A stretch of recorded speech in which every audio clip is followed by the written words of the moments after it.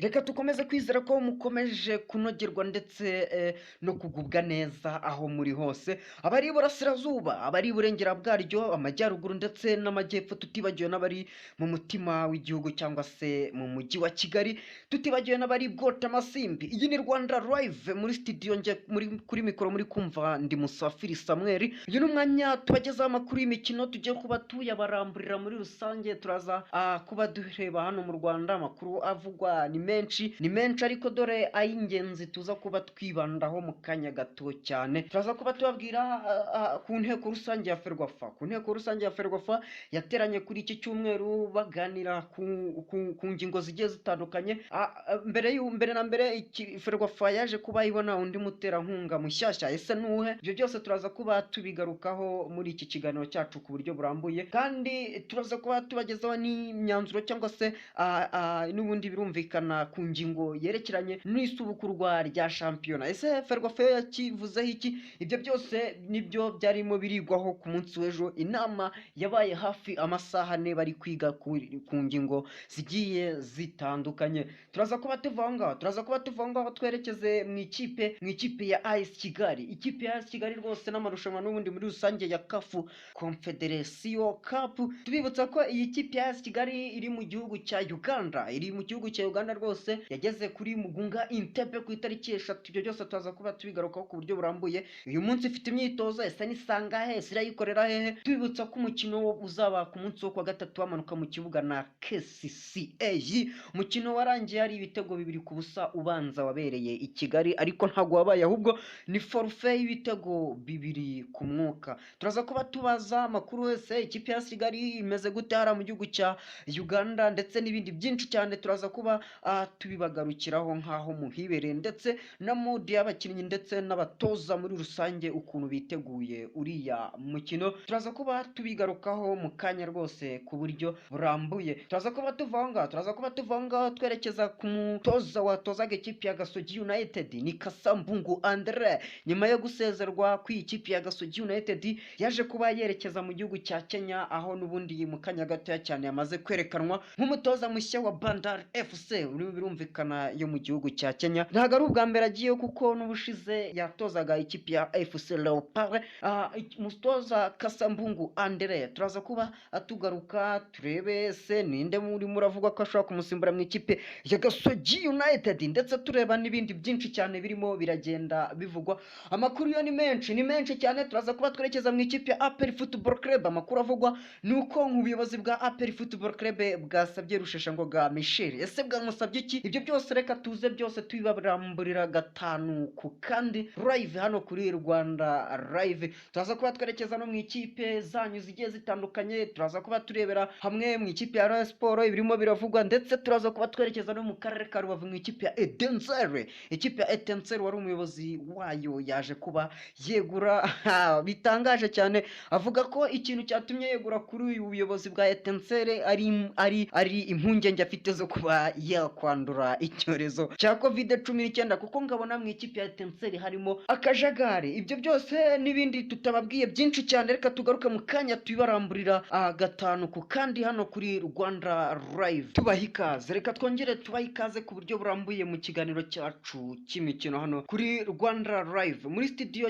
muri kumva ndi Musafiri Samuel, ariko sindi njyenyine, ahubwo ndi kumwe na mugenzi wanjye Samu. Bimeze bite? Ni neza. Urabona iyi minsi twinjiye mu mwaka mushyashya wa 2021, ariko tutinjiyemo neza cyane nk'uko twajyaga twinjira mu yindi myaka. Ese urabona ni iki kinyuranyo cyangwa se ni difference kubona abaturage noneho twinjiye muri uyu mwaka kubona bimeze nkaho nta cyabaye gishya, wagira ngo rwose ni ibisanzwe.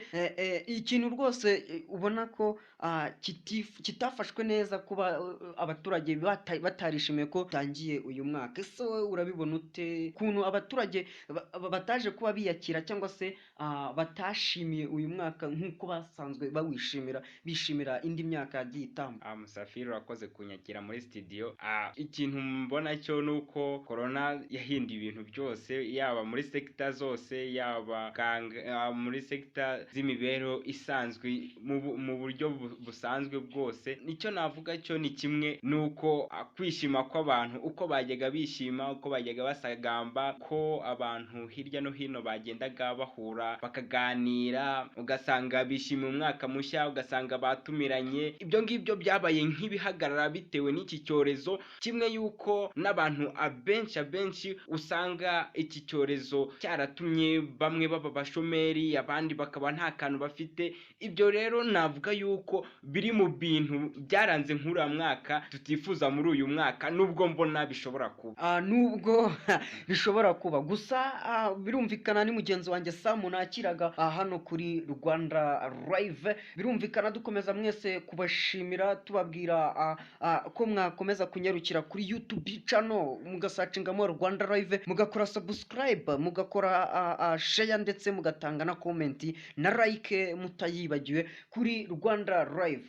Sam, wari ugarutse ku kintu cyiza mbere yuko tunatangira n'ubundi ikiganiro cyacu. Wari ugarutse ku kintu uvuga yuko rwose abaturage uyu mwaka barawinubiye, ugarutse ku kintu cya COVID-19. Corona yabaye corona, ibintu byose byabaye corona. Ese niyo ntandaro nyamukuru wahita wemeza ko ariyo yatumye uyu mwaka utashimirwa nk'uko indi myaka yajyaga yishimirwa? Ntago navuga yuko ari corona, ntago navuga yuko ari corona gusa, ariko igifitemo uruhare rwinshi cyane ni corona kuko niyo yagiye isa nihagarika, ikoma abantu benshi mu nkokora, ikagenda isa naho itumye abantu benshi babura akazi. Icyo navuga cyo ni kimwe, nuko corona ikiri urugamba tugomba kurwanya kandi tukarutsinda.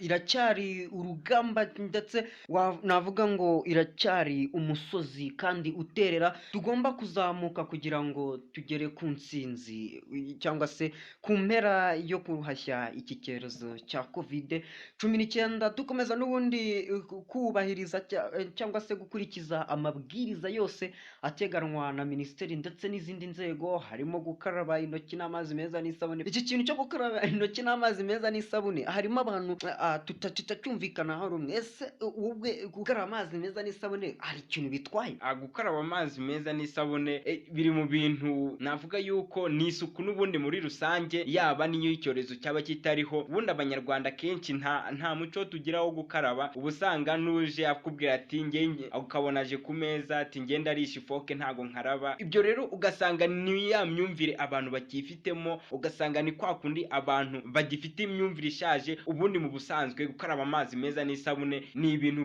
byatuma umuntu abaho neza, kuko biri mu bintu byongera isuku ku mubiri, yaba ku mubiri cyangwa no mu bundi buryo butandukanye, kuko buriya iyo uriye ikintu utakarabye nta handi kibanza kugera ni mu nda. Ubwo rero urumva ku bantu benshi bakerensa gukaraba amazi meza n'isabune, nuko batazi ibyiza byabyo, nuko batazi ibyiza rwose.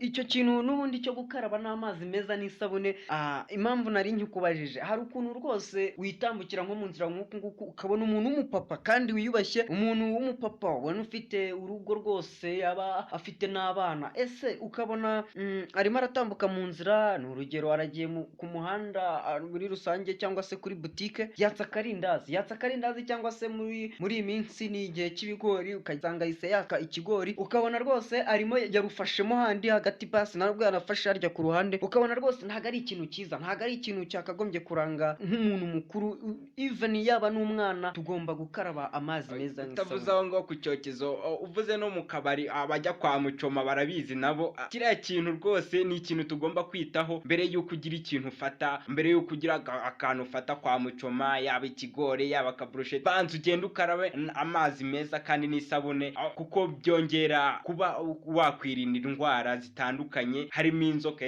Ibaze kuba umuntu w'umugabo, njya mbona mu Rwanda batinya kuvuga ati umuntu mukuru yarwaye inzoka. Ibaze rero kuba uzajya kwa muganga ujyanywe n'izo nzoka kandi uri umuntu mukuru kandi ufite uburyo wakwirinda. Naho ubundi tugarutse twikomereje kuri corona, yo iracyari corona kandi ni urugamba tugomba kurwana kandi tugatsinda, dukurikije amabwiriza agenda atandukanye, yaba ya leta n'andi asanzwe atangwa n'ibigo byigenga za NGOs. Icyo navuga cyo ni kimwe, nuko tugomba gukurikiza amabwiriza kandi tukumva yuko ari umuzigo uremereye kandi tugomba kuzatura mu minsi iri imbere. Kwirinda corona ni kimwe, ariko nanone kuba twayirinda neza nacyo ni ikindi, kugira ngo ubuzima bwongere bugaruke. Ntago tuzaguma mu isi ya corona, corona, ahubwo tugomba gutsinda iyi corona nk'uko twari tubivuze, ubuzima nta kabuza bukongera bukagaruka. Ako kari agaciyemo, reka ahubwo twitangire n'amakuru yacu y'imikino duhera hano mu Rwanda, duhera ku nama rusange cyangwa se ku nteko rusange ya Ferwafa yabaye ku munsi w'ejo, bagaruka ku bintu byinshi cyane bigiye bitandukanye. Gusa reka dore ku ngingo ya mbere, Ferwafa ejo yarateranye ihita inatangaza umuterankunga bidasubirwaho Bralirwa, aho basinyanye ko azajya baha miliyoni 640 mu myaka 4. Birumvikana ku mwaka ubwo ni miliyoni zisaga 160. Samu, comment yawe kuri iyi ngingo? Kuri ino ngingo ikintu navugaho ni kimwe, ni byiza cyane Ferwafa. Ubundi mu busanzwe u Rwanda nta muterankunga rwari rufite mu minsi yari isize, ureka Azamu yari maze nk'imyaka ingahe basinyanyuye amasezerano. Navuga yo no gusinyanyura mu kinyarwanda cyiza bavuga gwiki, no gusesa amasezerano.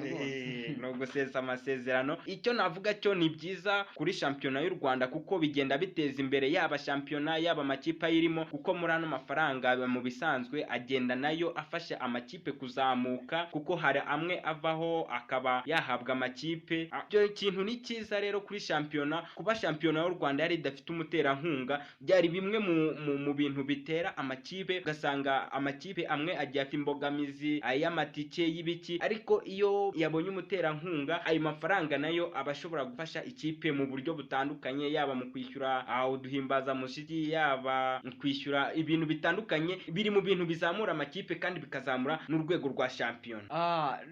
Inama y'ejo ya Ferwafa n'ubundi cyangwa se inteko rusange yari yateranye kuri iyo ngingo twari tugarutseho yuko basinyanye amasezerano n'umuterankunga Bralirwa. Tubibutsa ko Bralirwa nk'uko wari ubigarutseho yaje isimbura Azamu nka nyuma y'imyaka nk'ibiri yari itambutse. Azamu ariyo yateraga inkunga iyi shampiyona y'icyiciro cya mbere hano mu Rwanda, aho yanitirirwaga uyu muterankunga Azamu Rwanda Premier League, ariko nyuma yo igendeye barongera barayihindura bayita Rwanda Premier League.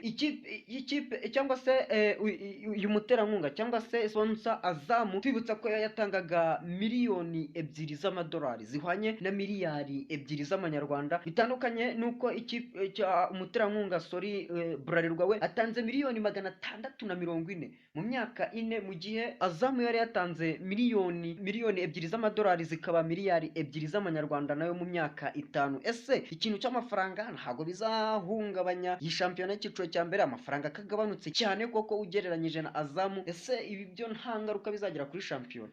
Icyo navuga cyo ni kimwe, nubwo kuri shampiyona umuterankunga wa Azamu yatangaga agatubutse niko navuga, ariko no mu myaka 2 yari ishize shampiyona n'ubundi yabagaho nubwo nta muterankunga, kandi nubwo ibintu bitagendaga neza cyane 100%, ariko kuba uno muterankunga bongeye bamubonye ni ikindi kintu navuga ko kigiye kuzamura shampiyona y'u Rwanda mu rundi rwego, kuko ibi ngibi bizahita bituma amakipe menshi ahita azamura imishahara y'abakinnyi bitewe nuko babonye uno muterankunga. Amakipe menshi abone opportunity nyinshi zo kuba abakinnyi benshi bo hanze, yaba mu Burundi, muri Tanzania, bagira inyota yo kuza muri shampiyona. Erega buriya ikintu gituma shampiyona itera imbere, buriya ntuzabone Premier League itera imbere kurusha andi mashampiyona yose, nuko muri Premier League iri mu mashampiyona afitemo akantu nyine abakinnyi babonamo akantu, kandi bakaba banafashwe neza muri rusange,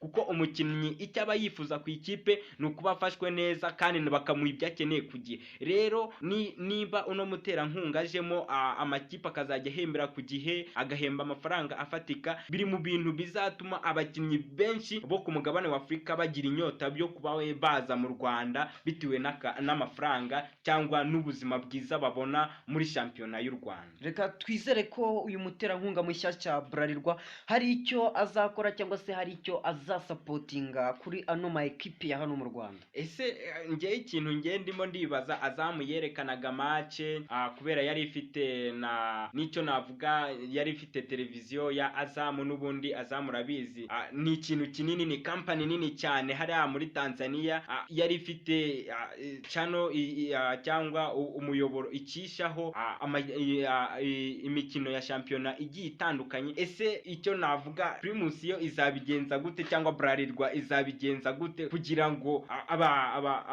abantu babe bakurikirana shampiyona y'u Rwanda. wari ukigarutseho wese icyerekeranye n'imyerekere cyangwa se wa mugani no kwerekana imipira igiye itandukanye, bitandukanye na Azamu yo yari yarasinye amasezerano ivuga ko niwo muterankunga ugomba n'ubundi no kuzajya yerekana ino mipira inyuza ku mateleviziyo, ndetse aho banavugaga ko bo nta yindi sosiyete cyangwa se nta yindi kampani ishinzwe cyangwa se igomba kuzajya icuruza ibicuruzwa. Iyi kese yagarutsweho cyane ku ikipe ya Rayon Sport na Skol, aho basigaye rwose ibicuruzwa byabo babicururiza hanze ya stade. Ibi nabyo uyu muterankunga Azamu nawe nabyo yari yarabyanze, ariko bitandukanye na Bralirwa nk'uko wari ubivuze. Bralirwa yo ni ukuzajya yerekana, ni ukuzajya itanga amafaranga ndetse ikanacuruza ibicuruzwa byayo itanabangamiye baba sponsors bandi ma ekipe. Birumvikana nka Rayon Sport izajya ibyungukiramo cyane, izajya yunguka kabiri, yaba kuri Skol yaba kuri Bralirwa, ndetse twibutsa ko imikino yo izajya yerekanwa na televiziyo Rwanda. Imikino izajya yerekanwa na televiziyo Rwanda.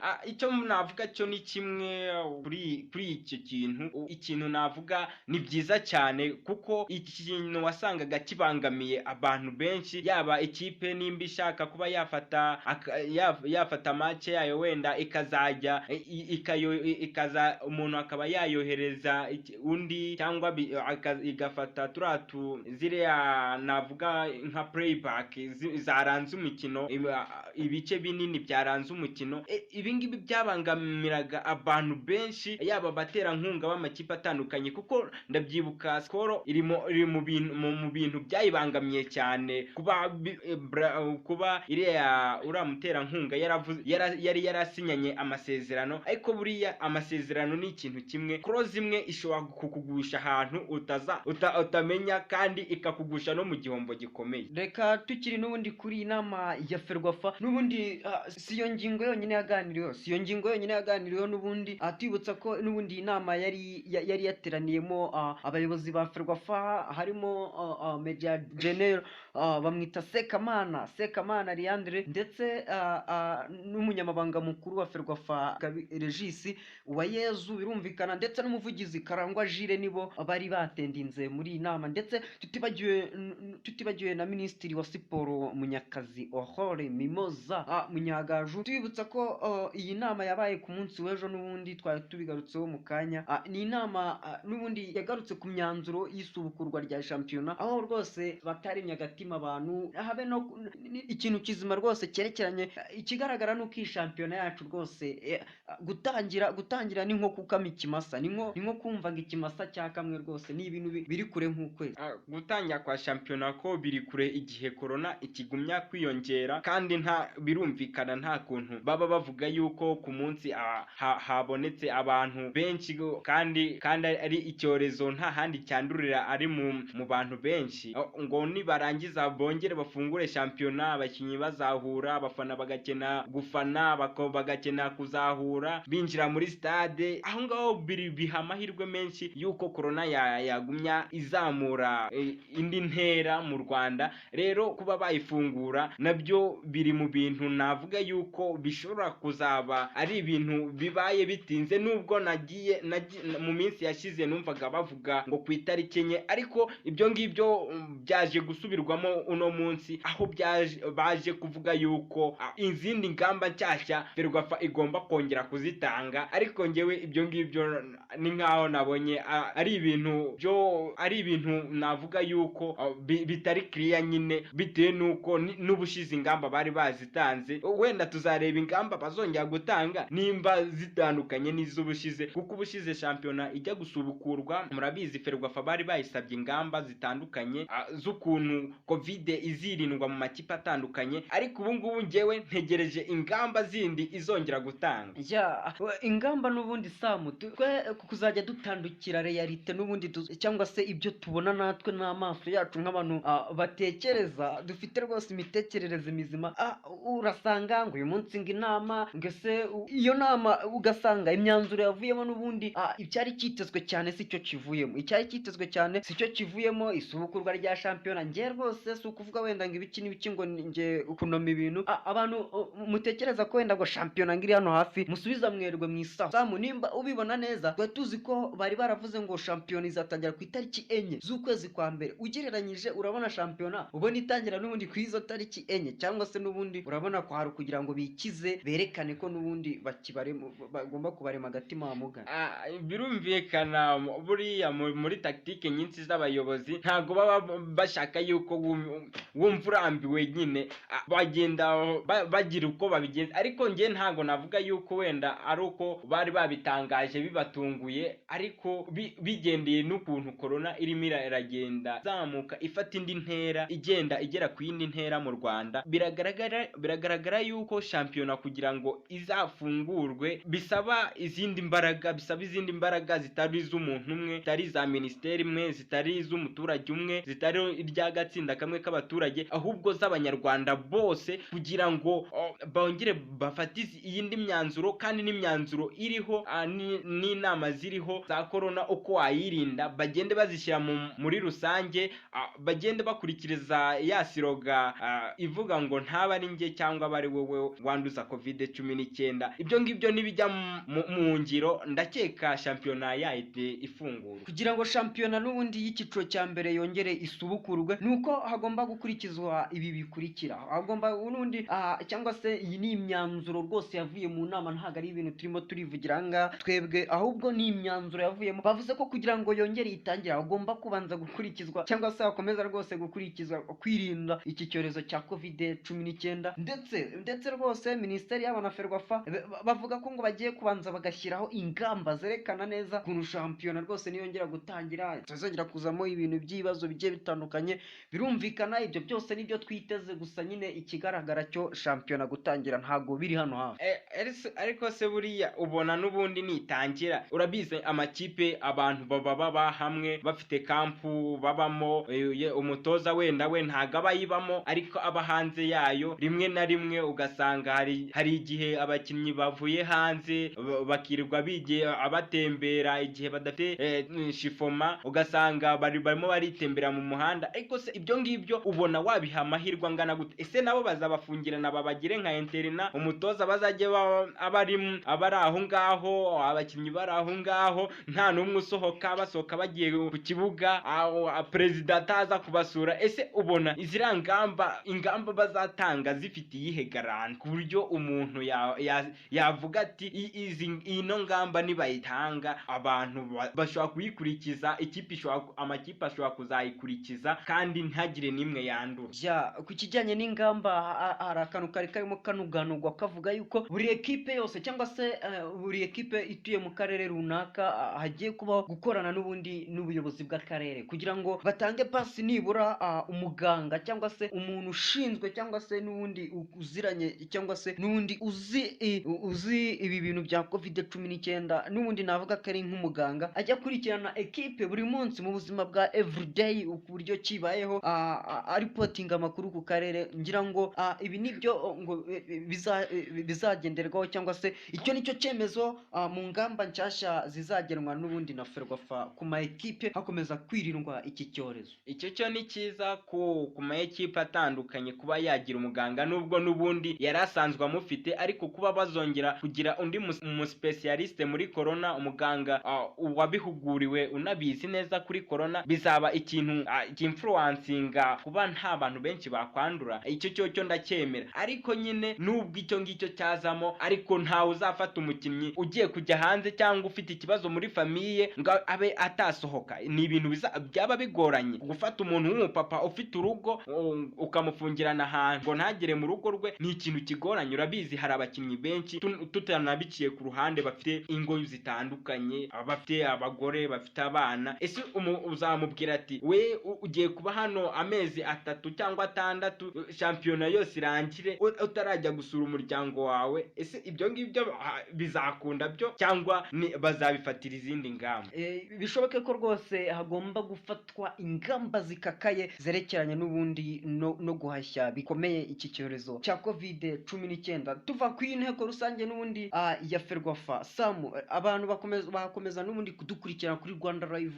Abantu bakomeza kudukurikira kuri Rwanda Live kuri ano makuru asenguranye ubuhanga, amakuru atariho ivumbi, niko bakunda kubivuga muri iki kinyejana. Amakuru aryoshye kandi asesenguranye ubuhanga, ntahandi wayasanga ureka hano kuri Rwanda Live. Icyo twagusaba ni kimwe cyo, wehutera commentaire, usharinge inkuru zacu abantu batandukanye, nurangiza unakore subscribe, ubundi inkuru zacu zaje zikugeraho 5/5, uko bwije nuko bukeye, kandi ubusesenguzi bwacu nubwo kwifuzwa niko navuga Musafiri. nubwo kwifuza. Wari ukomeje ku kintu cya Rwanda Live, n'ubundi amakuru nk'aya ngaya tuba tubagezaho nta handi wayasanga uretse hano kuri Rwanda Live. Breaking news, inkuru rwose inshyashya cyangwa se imaze kurangira mu kano kanya, nuko wari umutoza wa Gasogi United Kasambungu Andre amaze kwerekanwa rwose hariya mu gihugu cya Kenya nko kurangiza umuhango n'ikipe ya Bandari FC.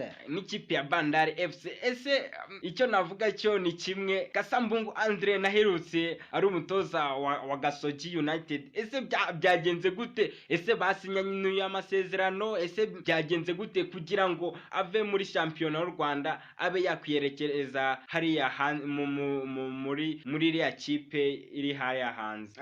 Ku kijyanye na Gasogi ndetse n'uwari umutoza wayo Kasambungu Andre, byatangiye ku mukino rwose ndumva n'uwa kabiri wa shampiyona ari batari wa gatatu, nyuma yo gutsindwa n'ikipe ya Mukura Victory Sport, ikipe yari iri mu bihe bibi ariko ikaza kubitsinda ikipe ya Gasogi United cyangwa se bitakiriwe neza n'umuyobozi wa Gasogi Kensi, aho yaje kuba ahagarika uyu mutoza ngo imikino itatu yari akiri mu bihano, aho biteganyijwe rwose, byari biteganyijwe ko iyi mikino azaba ayirangiza. Gusa ibi byose Kasambungu Andre yabinyujijemo amaso arareba, asanga n'ubundi ntabwo wameranye n'ubundi n'ikipe ya Gasogi United, ahitamo kwerekeza mu gihugu cya Kenya, n'ubundi ahantu yakomeje kuzajya ahirwa, dore ko n'ubundi si ubwa mbere agiyeyo, dore ko ubwo yaherukaga yatozaga ikipe ya FC Leopard. Icyo navuga cyo kuri Kasambungu Andre, yahisemo neza, kuko nk'iriya kipe ntago ari ikipe wavuga ifite abanyamuryango benshi nka Rayon Sport, ntago ari ikipe wavuga ifite izagira komite idafite uyihagarariye, n'ubundi wafata icyemezo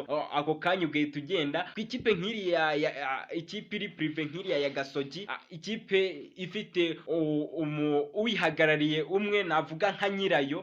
Icyo navuga cyo kuri iriya kipe ni iyo ugiranye ikibazo n'umuyobozi noneho mukuru nk'uriya, ni ibintu bigoranye cyane, kuko isaha n'isaha ushobora guhita ivamo. Nimba byarahereye, ariko njye icyo nabona cyo, nimba byarahereye kuri kiriya kintu cya Mukura, kuba Mukura yaratsinze Gasogi. Mukura ni ikipe y'ikigugu, natwe turabizi, ikipe yari imaze imikino itari hasi y'itatu iyitsindwa. Njye ntago namuveba Kasambungu Andre kuba iriya kipe yaramutsinze, kuba Mukura yaramutsinze ntago njye nambimuvebera, ahubwo buriya wasanga hari n'utundi tubazo twari turi inyuma yabyo, kuko njye ntago navuga yuko iyo ariyo ntandaro 100% yabiteye kuba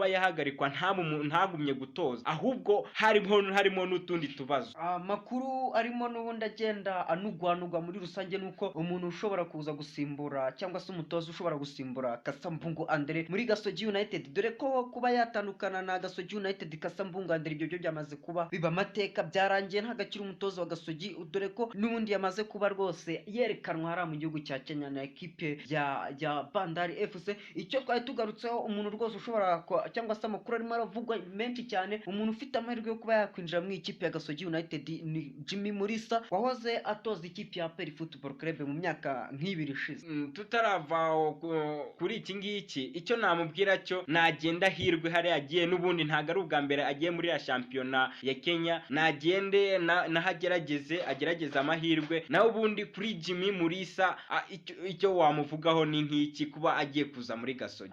Jimmy Mulisa ni umwe mu batoza b'abahanga bamaze kugira experience, ni umwe mu batoza rwose wanyuze cyane cyane mu ikipe ya APR Football Club, dore ko ari nkaho yagiye yigaragariza, yagiye akora cyangwa se yandika ibigwi bikomeye. Turibuka ko niwe mutoza umaze gutsinda ikipe ya Rayon Sport inshuro nyinshi kandi anayisebya, twibukiranye nkaho yayitsinze inshuro enye zose, 3 zikurikiranya, ku munsi wa 4 baranganya. Byumvikana ko icyo gihe ikipe ya Rayon Sport yari maze hafi imikino 5 idatsinda ikipe ya APR. Ku mukino wa 6 aribwo ikipe ya APR yazanaga umutoza, icyo gihe Jimmy Mulisa aba nk'umutoza wungirije. Icyo gihe APR birumvikana nibwo yaje kuba itsindwa. Ni umwe mu batoza bari bamaze kugira experience hano mu cyiciro cya mbere, ni umwe mu batoza bagiye banyura ahantu henshi hagiye hatandukanye muri equipe y'igihugu yagiye anyuramo. Ni umwe mu batoza nk'uko birimo biravugwa, naramuka yerekeje mu ikipe ya Gasogi United akazana tactique ye nshyashya, cyangwa se akazana mu buryo buri tactique cyangwa buri physique. Ikipe ya Gasogi United ni imwe mu ma ekipe ashobora kuzaforoma akavanamo ekipe nziza, dore ko inafite n'ubundi n'abakinnyi bagiye bakomakomeye nk'uwo Iradukunda Jean Bertrand, ni umwe mu bakinnyi wakubakiraho ukubaka ekipe. Ese ngiye ukuntu mbibona ugereranyije umutoza wa mbere wa Gasogi n'uyu wa kabiri ugiye kuza, ese ubona wabagiranya gute? Ese ubona hari igihombo Gasogi igize cyangwa Gasogi yungukiye muri uku gushwana kwabo? Abatoza bora baba bafite ibintu byinshi cyane bagiye barutanwa, ibyo batandukaniye ndetse n'ibyo bahuriyeho, gusa nyine wa mugani usanga ibyinshi n'ibyo bahuriyeho, gusa ntihabura nk'utuntu ku ruhande usanga umutoza atandukaniyeho n'undi. Mbere na mbere umutoza Kasambungu Andre, tugaruke kuwugiye, ni umwe mu batoza n'ubundi ubona we yageragezaga gukina umukino n'ubundi wo kudefanda, rimwe na rimwe akanakwataka, ariko bitandukanye n'umutoza Jimmy Mulisa ni wa mutoza we the winning, bakina passe akabanza kubaka uburyo bw'igitego, ni system kimwe n'abaza ba Pep Guardiola. Ni umutoza ubanza akakwiga, akabanza akamenya ekipe yawe imeze gute, akamenya ahantu ari bwakwigire, akamenya ahantu ari bwakurushe, ubundi akagucanganya umupira akwata akaguruka. Koko ntago nzi Jimmy Mulisa adefanda, ahubwo reka turebe ikipe ya Gasogi United nibimuhira rwose. Ndabona ikipe ya Gasogi United navuga ko Kasambungu Andre hari akantu nawe arusha Jimmy Mulisa, ariko muri rusange Jimmy Mulisa ndabona aje nk'igisubizo cyane kurusha uko Kasambungu yarahari, aje kurusha uko Kasambungu yarahari. Ariko ngewe ikintu mbona ni ikintu, ese aho ngaho Kenisi ntiyaba yarafitanye ubundi bushuti na Jimmy Mulisa, yarangiza akavuga ati reka nze nagiye mbanze mukubita ino minsi 3 abone yuko tutakimukeneye cyane, mfite undi muntu hanze nshaka kuzana. Ibyo byo byanashoboka ntawe ubizi, gusa nyine n'aya makuru turi kuvuga ngo Jimmy Mulisa ni ibintu bitaraba officiel, ni ibintu bitaraba official rwose. Gusa nyine nka 80% umutoza Jimmy Mulisa ashobora kwerekeza mu ikipe ya Gasogi United. Ikijyanye nuko wenda bafitanye undi mubano ku ruhande na Kenisi, ni bamwe mu bagabo nkeka ko niba bagiye no gukorana nibwo bwa mbere ari bagiye kuvugana, ndakeka nta wundi mubano ku ruhande barafitanye, ahubwo ni uburyo ki bwo kuba serious, cyangwa se Kenisi arebye ikipe ye aravuga ati kwiranye n'umutoza w'igitinyiro, kandi ndakeka Jimmy Mulisa ari umwe mu batoza hano mu Rwanda umaze kuba ayubaka ibyo bigo. Ese buriya Jimmy Mulisa twongeye tumugarutse tutaramuvaho, ese buriya hari ikintu twe abitaga guca birote tukika, kuba wava mu mwaka umwe ukongera ugasubira mu hasi, kuba wava ku ikipe nka APR utoza ikipe nka APR, ikipe ikomeye nk'iriya, ikipe y'igitinyiro ifite n'ibikombe byinshi bya shampiyona, ukajya gutoza ikipe itaramara n'imyaka n'itanu muri shampiyona y'u Rwanda. Ese kuri ntago wavuga yuko ari uguca birote? Birumvikana kuri iki gihe football yabaye business rwose, ntago uri bwagendere ngo ibiki ngo igitinyiro ngo ibiki wenda ngo nubatse ngo ibigwi. Cyane mbere na mbere dusigaye tubanza tukareba inyungu, hari ukuba wenda icyo warugarutse cyo kuba wenda yaba yisubije inyuma cyangwa se yisuzuguye, icyo nacyo ni kimwe ku ruhande rumwe, ariko kuri iki gihe bano batoza cyangwa se bano n'ubundi basigaye bakora muri ibintu bijyanye na siporo, kubera football yabaye business rero bo barareba bakavuga ati ngiye kimfitiye inyungu, pfa kuba ndi bwagende nkatoza byampira bikampira, nabwo bitanamira bimpire, gusa amafaranga yo nayabonye. Ariko buriya baravuga ati iyi ntare byanze nayo irarisha. Sinzi icyo navuga cyo kuba agiye kuva muri kuba yari adafite akazi akaba agiye kubona akazi muri Gasogi. Ikigaragara cyo nuko umushahara ugiye kongera kugaruka, kandi ikiba gikenewe buriya mu buzima busanzwe ni umushahara na gafaranga, kugira ngo ubeho ubuzima bwiza kandi ubeshyeho n'umuryango wawe ubuzima bwiza. Nge ntago nabimugayira, ahubwo nagende nawe yongere yubake Gasogi, kandi Gasogi nayo ayubakiremo ibigwi, maze turebe nimba andi makipe nayo akomeye kandi kumurusha atazamwifuza, kuko ubundi iyo wubatse ibigwi, nyuma yo kubaka ibigwi uriyicarira ubundi abantu bakizana. Uriyicarira ubundi abantu bakizana. Reka tuve kuri Kasambungu Andre na Gasogi United bamaze kuba bidasubirwaho basesa amasezerano, ahubwo twerekeze mu ikipe ya AS Kigali. Ikipe ya AS Kigali ubu tuvugana irara mu gihugu cya Uganda, aho ku munsi w'ejo yakoreye imyitozo ku kibuga Mugunga Entebbe, aho hakinirwa ikipe ya Vipers n'ubundi yo mu gihugu cya Uganda, ariko uyu munsi biteganyijwe ko n'ubundi iza kuba ikorera ku kibuga bazakiniraho umukino wo kwishyurana ikipe ya KCCA ku munsi wo kuwa gatatu, ni ku kibuga St Mary's Kitende. Mu kanya rwose gato cyane abasore ba Eric Nshimiyimana baramanuka mu kibuga bimenyereza n'ubundi n'ikirere cyara mu gihugu cya UG, bimenyereza ikirere. Icyo navuga cyo ni iki ngiki, nuko bari abasore bagiye kare, kugenda mbere h'umukino ukagenda kare ukamenyera ikirere, ukamenyera klima y'ahantu. Buriya mu bintu bya affecta cyane abantu na klima irimo, kuko klima, iyo utamenyereye klima mu busanzwe ibiri mu bintu bya affecta abakinnyi, kuko klima iri mu bintu bya affecta umuntu, yaba mu buryo buri fizikoma no mu buryo buri mentale, kandi ni ibintu bisanzwe murabizi namwe. Icyo navuga cyo ni iki ngiki, nuko bagiye kare baragenda baritegura, bimenyereza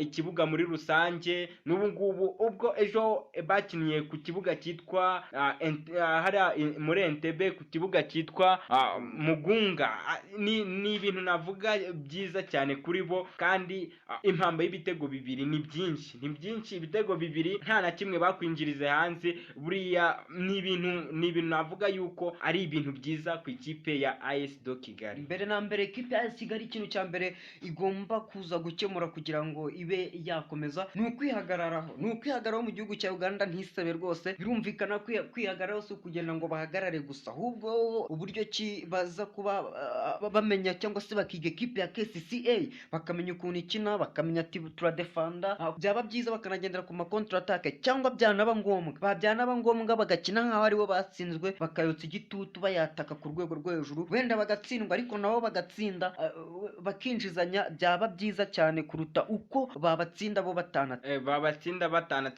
Buriya igitego cyo hanze kirakonta cyane. Niyo babatsinda bibiri bakinjiza igitego kimwe, cyangwa bakabatsinda bitatu bakinjiza igitego kimwe, ikipe ya AS do Kigali ako kanya ifite amahirwe yo kuba yahita ikomeza. AS do Kigali navuga yuko inafite amahirwe cyane, kuko ngereranyije n'ukuntu ikipe ya KCCA ihagaze n'ukuntu imeze, ntago navuga yuko ishobora kubatsinda ibitego birenze bibiri bitatu batarayinjiza, bitewe n'abakinnyi ifite, bitewe n'ubusatirizi ifite, bitewe n'ukuntu ihagaze. AS do Kigali ni ikipe iri mu makipe y'u Rwanda, navuga yuko iri no mu ya mbere, nta natinya no guhamya yuko ishobora kuzanatwara na shampiyona, kuko urabibona APR kereka wenda nibihinduka, ureka wenda kuba ari ikipe wavuga ifite igitinyiro, ifite experience, wahujya guhura nayo ukumva iryo zina. Ariko AS do Kigali ni ikipe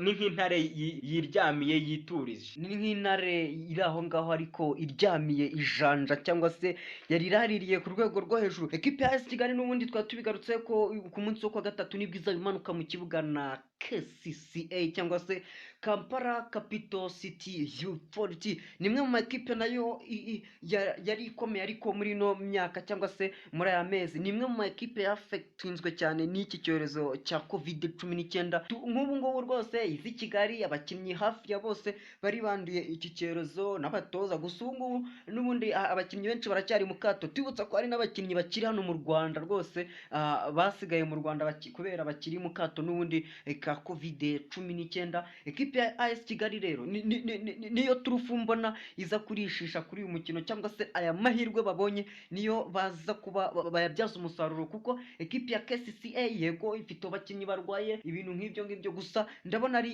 igisubizo kuri ekipe ya AS Kigali. Ikipe ya AS Kigali rwose ndabona ifite amahirwe cyane, nidatsinda kiraba ari ikibazo gikomeye. Ariko hari ikindi ntekereje, urabizi ubushize ubwo babateraga forfait, ntago ari uko batari baje mu Rwanda, ahubwo bari bahageze bahageze bahura n'izo mbogamizi z'abakinnyi zo kubura abakinnyi bakinisha match buzuye nk'uko itegeko rya shampiyona barimo barakina ribigenga ribivuga. Ese AS do Kigali yo igiye imeze gute, ijyanye staff abantu bameze gute, bangahe, ku buryo ishobora guhura n'ikibazo cy'uko wenda umwe cyangwa babiri cyangwa batu barwara, ariko ntibibuze yuko ikipe yakina. Nibibuze ko ikipe yakina bitandukanye na KCCA nk'uko nari mbigarutseho. Ekipe ya AS Kigali yo iruzuye ku mpande zombi cyangwa se ku mpande zose, dore ko yikwije abakinnyi bagiye batandukanye. Abazamu rwose yagerageje kuba yatwara inkingi zabo za mwamba. Umuzamu Eric Ndayishimiye, Jean-Luc Bakame rwose umaze kugira experience, Bateshamiru, abasore keretse umusore Rusheshangoga Mayishkor niwe wenyine waje kuba avamo kubera ikibazo cyo guhagarika umupira. Harimo abasore bagiye bakomakomeye n'ubundi nk'abo bakapiteni rwose Bishira Latifu na Bakayumba Soteri. Namwe ikipe ya Kigali ifite zimwe muri erema zagufasha gutsinda isaha ku isaha, aho bakwizera Pierre, Alex Raware ndetse n'uwo musore rwose Hakizimana Mahajiri, umwe mu basore wakwifashisha. Ndetse twibutsa ko ikipe ya AS Kigali iruze staff technique, ahubwo reka tubabwire ngo amahirwe masa ikipe ya Kigali, aba basore ndetse n'umutoza wabo Eric Nshimiyimana ku mukino bazabakina kwa gatatu n'ikipe ya KCCA. Twibutsa ko uyu mukino uzasifurwa n'Abanyakenya. Icyo nababwira cyo ni kimwe, ni iki ngiki: bagende bakore kandi batikoresheje, baharanira ishema ry'Abanyarwanda muri rusange, kuko ikipe nk'iyi iyo yasohotse ntabwo iba yasohotse nka AS do Kigali, ahubwo iba yasohokeye Abanyarwanda bose, kuko twese tuba tuyifana, nta n'umwe uba utayifana. Rero nigende iharanira ishema ry'Abanyarwanda kandi igende igira amahirwe masa. N'ubundi ku ikipe ya AS Kigali amakuru yo twari twafite ari menshi cyane, gusa nyine iminota yakomeje kutugendana. Twibutsa ko n'ubundi aha ni kuri Rwanda Live, nta kintu uzabura mu kijyanye n'amakuru yose arebana n'imikino. Twibutsa ko tuzajya tubakoreraho mwebwe mutabasha gushyikira, rwose tubazanira utuntu tw'ubwenge muri siporo 5 kuri 5. Twibutsa ko iyi ni Rwanda Live. Tubibutsa ko n'undi mushobora kujya kuri YouTube mugakora subscribers ndetse na comment, tutibagiwe like ndetse na share kuri Rwanda Live. Amakuru yo ni menshi cyane, ayo tutubagerejeho tuzaza ubutaha tuyibandaho, dore ko n'ubundi iminota iba yatugendanye. Gusa twibutsa ko muzakomeza kunogerwa n'ibiganiro Rwanda Live ikomeza kubagezaho. Erega karyoshye ntigahora mu itama Musafiri. Icyo nababwira ni iki ngiki, nuko Rwanda Live ni channel wasanga amakuru aryoshye kandi amakuru asesenguranye ubuhanga kandi atari amafitirano. We ukora like, sharing izi nkuru ahatandukanye, kandi ugende utanga n'igitekerezo, icyo wifuza ko twagarukaho, icyo wifuza ko twazaganiraho ubutaha. Mwe tubereyeho kuzuza ibyifuzo byanyu, kuko muri abantu b'agaciro kuri twebwe kandi turabakunda. Ciao.